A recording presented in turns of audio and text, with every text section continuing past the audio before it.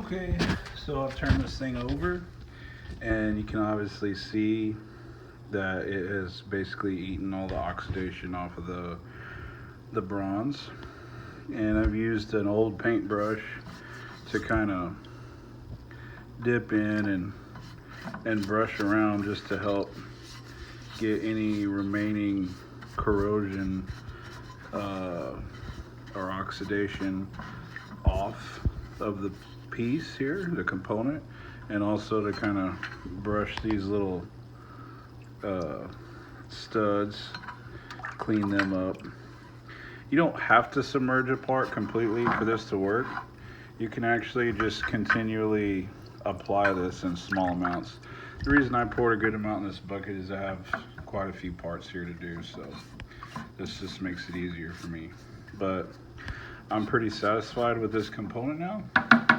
So what we'll do is we'll go ahead and take it out and we'll rinse it. And I'm gonna grab it with some pliers here.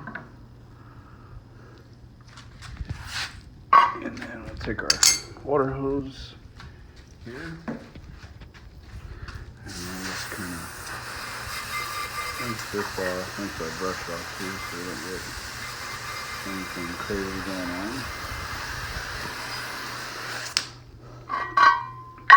Once you rinse it, you can pretty much do as you please with it. A little high pressure rinse actually helps blow some more of the corrosion off of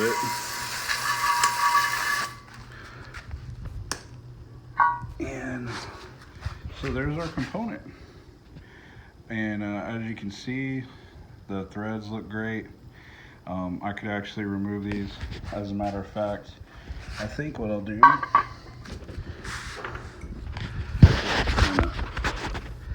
show you what can be done with this. If I can hold the phone and do this at the same time. Very easy. Look at that. My drain is completely functional once again. So that basically eliminated me from damaging my drain plug, and now I can use it in the future if I need to drain my strainer. So there you have it. That's how I restore all the bronze components on my seed strainers to reassemble them. And I'll go through the same process with each of these components until they're all clean and they're all functional, and then I'll reassemble it with new gaskets. But that is how I restore my seed strainers, and I hope this tip helps anyone else that's wanting to restore their seed strainers. Also, any kind of a bronze component that's in your marine environment, you might be able to use this. I don't know if I'd use it on a prop. I don't know if it would affect the welding if you had to have some like if you had bronze propellers or a nibral propeller. I don't know how it would work with that. So don't put me up to that yet, because I'm not sure how that would turn out. But for these kind of components, it's perfect. It doesn't hurt anything. I would say I don't plan on doing this every time. The green, that oxidation that builds on these components is actually what makes them last so long.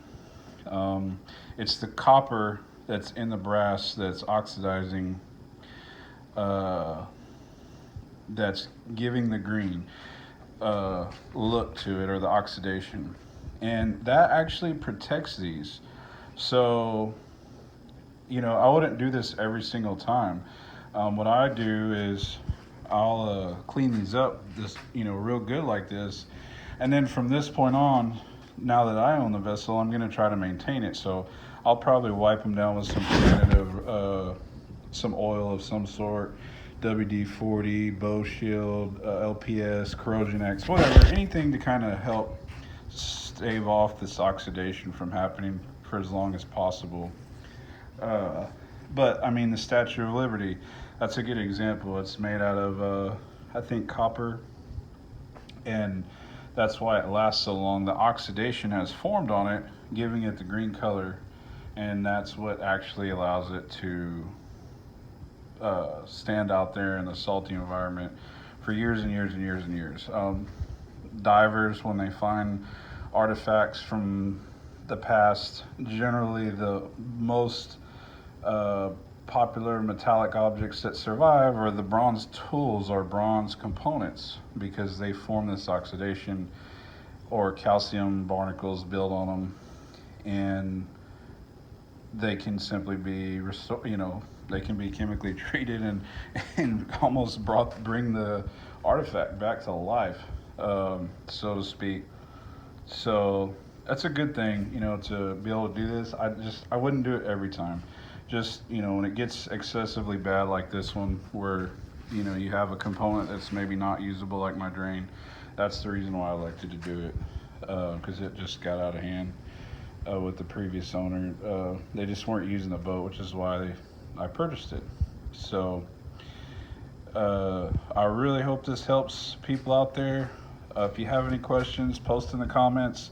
I'll be happy to answer them. I've already done one of these, and I've added a freshwater flush. Seaboard Marine has a really good video up on how to add a freshwater flush to your sea strainer and how to flush your engines